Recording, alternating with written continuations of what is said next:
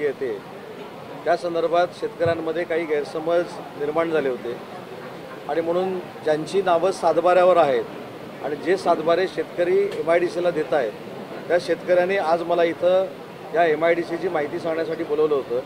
आपणच बघितलं असेल की इथे स्थानिक लोक किती होती. इथल्या प्रत्येक ग्रामपंचायतीचा या MIDCच्या प्रकल्पासाठी पाठिंबा आहे. पण इथं आल्यानंतर समाधानाची बाब आहे की या जिल्ह्यामध्ये जी सगळ्यात मोठी 2 आंदोलनं झाली ते म्हणजे जयगड पेट्रोकेमिकल आणि दुसरं निवळी MIDC ती ज्यांच्या नेतृत्वाखाली झाली ती काकासाहेब मुळे देखील या प्रकल्पाच्या समर्थनार्थ आमच्या समवेत या परिसरामध्ये उपस्थित होते. ते स्वतः खंडाळ्यामध्ये राहतात, ते बाहेरचे नाही आहेत, स्वतः खंडाळ्यामध्ये राहतात. त्यांनी देखील याला पाठिंबा दर्शवलेला आहे. आणि सगळ्यात आनंदाची बाब अशी आहे की माझ्या हातामधली आपण निवेदनं बघितलं असाल, प्रत्येक जाती धर्माच्या व्यक्तीनं ही MIDC झाली पाहिजे अशा पद्धतीचं निवेदन मला दिलं आहे. तरी देखील मी माझ्या भाषणात सांगितले की शेतकऱ्यांना विश्वासात घेऊन शेतकऱ्यांच्या सगळ्या शंका दूर करून शेतकऱ्यांना आम्ही काय देणार आहोत, शेतकऱ्यांना आम्ही कसा फायदा मिळवून देणार आहोत, शेतकऱ्यांच्या रोजगाराचं काय आहे, शेतकऱ्यांची एकही घराची जमीन आपण संपादित करत नाही आहोत, एकही मंदिर आपण संपादित केलेलं नाही, एकही धार्मिक स्थळ आपण संपादित केलेलं नाही, नळपाणी योजनांना आपण हात लावलेलं नाही. जो प्रकल्प होतोय त्याची नळपाणी योजना स्वतंत्र आपण करणार आहोत. त्याच्यानंतर जी ग्रामदेवस्था आहे ती देखील MIDCमध्ये आपण घेतलेली नाहीत. ज्या ठिकाणी कुठचीही शेती होत नाही, ज्या ठिकाणी शेतीला कोण जात नाही अशा पद्धतीची जमीन ही MIDCनं ॲक्वायर करून पासथ्रू पद्धतीनं अंबानी ग्रुपला द्यायचं ठरवलेलं आहे. धीरूभाई अंबानी डिफेन्स सिटी या जागेवर होणार आहे. आणि दुसरी महत्त्वाची गोष्ट आहे की हा रासायनिक कारखाना नाही, हा शस्त्र बनवणारा कारखाना आहे, वेपन बनवणारा कारखाना आहे. म्हणजे याच्यामध्ये पिस्तूल बनवली जातील, AK-46 AK-47 सारख्या बंदुका बनवल्या जातील आणि त्याचा वापर आपल्या देशाच्या संरक्षणासाठी होणार आहे. सर, आता आपल्याला किती जागांची गरज आहे? इथे मंदिरं जाणार, देवस्थानं जाणार, तर या लोकांच्या प्रबोधनासाठी प्रशासनाकडनं काही महत्त्वाचं आज जर तुम्ही बघितलं असाल तर 99% शेतकरी लोक होती आणि 93% ॲक्विएशन पूर्ण झालेलं आहे. आता आपण काहीतरी विरोध करतोय असं कदाचित दाखवण्यासाठी हे प्रकार चालू असतील. मी स्वतः असीम सरोदे साहेबांशी चर्चा केलेली आहे. हे सगळेच्या सगळे कागद मी असीम सरोदे साहेबांना देखील पाठवणार आहे. पण त्यांचं देखील मी कौतुक आणि धन्यवाद एवढ्यासाठीच देतो. ते इथं आल्यानंतर त्यांनी अनेक वेळा असं सांगितलं की तुमच्या जर शंका असतील तर तुमचे आमदार उद्योगमंत्री आहेत त्यांच्याशी चर्चा करा. पण काही लोक पूर्वी राजकारणात जी माझ्याबरोबर होती ती आता त्या आंदोलनामध्ये आहेत, ते संघर्ष करत आहेत.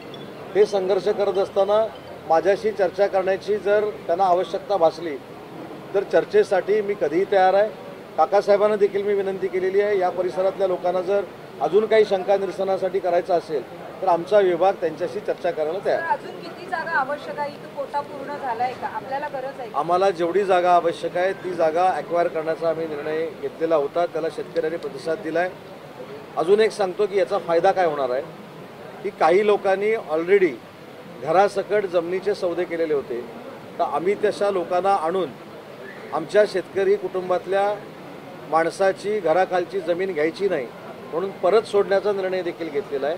त्याची स्टॅम्प ड्युटी देखील ज्यानं हा आगाऊपणा करून घरं घेतलेली आहेत त्यांना आपण भरायला लावतो. एवढा चांगला उपक्रम देखील या माध्यमातून या परिसरामध्ये आपण राबवतो. अजून जागेची गरज नाही आपल्याला कारखाना काढण्यासाठी? आम्हाला अजिबात जागेची गरज नाही. जेवढी जागा आम्ही संपादित करतोय तेवढी आम्हाला पुरेशी आहे. आणि अजून जी शंका आहे शेतकऱ्यांची की हा प्रकल्प झाला किंवा नाही झाला तर नक्की काय होणार आहे, तर हा प्रकल्प जर झाला नाही तर त्यांना पिरियड दिला जाईल. त्या कालावधीमध्ये या कंपनीनं जर प्रकल्प करू शकले नाहीत तर शेतकऱ्यांची चर्चा करून पुढं कसं काय करायचं, एक मिनिट, शेतकऱ्यांची चर्चा करून त्या जमिनीचं नक्की पुढं काय करायचं हे ठरवलं जाईल. आणि हा जो प्रकल्प आहे तो 10,000 कोटीचा प्रकल्प आहे आणि याच्यातनं 7,000 लोकांना रोजगार मिळणार. एक वेगळा इतिहास तुम्ही असला का विरोध म्हणतोय, समर्थन तुम्ही करताय, पण उद्योगमंत्री स्वतः या ठिकाणी फील्डवरती आलेले आहेत आणि स्वतः लोकांशी संवाद साधताय. हे पहिल्यांदा घडले महाराष्ट्रात. नाही, उद्योगमंत्र्यांना पूर्वीच्या सगळ्याच NT चेंबरमध्ये बसून उद्योजकांशी बोलायची चर्चा होती, पण माझा तो स्वभाव नाही. आणि विशेषतः माझा मतदारसंघ आहे, म्हणजे माझं घर आहे, तर माझ्या घरामध्ये माझ्या घरातल्या माणसांचा गैरसमज दुसऱ्या कोणी येऊन करू नये म्हणून मी हा उपक्रम राबवलेला आहे. या परिसरातनं मला 5,500चं मताधिक्य मिळालेलं आहे. त्याच्यामुळं मी काय सांगितलं, जे माझ्याबरोबर पूर्वी काम करत होते ते आता कदाचित पलीकडे गेलेले आहेत.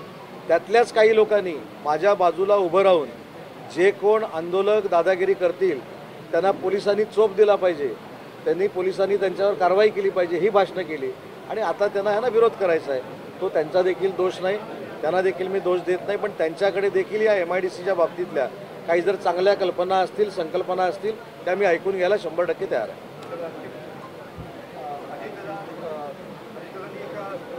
सरपंचाला सुनावलं की हिंजवडीमधला IT पार्क आहे ते बाहेर जाते काय नाही, तो डायलॉग फक्त तेवढ्याच वाक्याचा तुम्ही बघितला.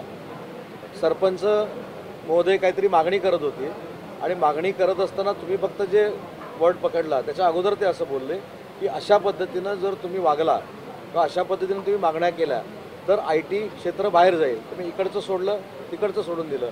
IT क्षेत्र बाहेर जाईल, IT क्षेत्र बाहेर जाईल. पार्किंगच्या जागेवरून जो IT मध्ये काम करणाऱ्या लोकांना त्रास होत होता हिंजवाडीमध्ये.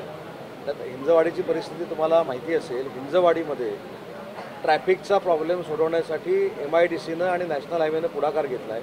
आम्ही 762 कोटी रुपयाचा रस्ता हा हिंजवाडीच्या लोकांसाठी करून देतो आहे आणि लँड ॲक्विजिशन आम्ही TDRमधनं घेतो आहे. त्याच्यामुळं पुढच्या वर्षी किंवा या 2 वर्षामध्ये तो जो ट्रॅफिकचा प्रश्न आहे तो नक्की निकालात निघेल. धन्यवाद.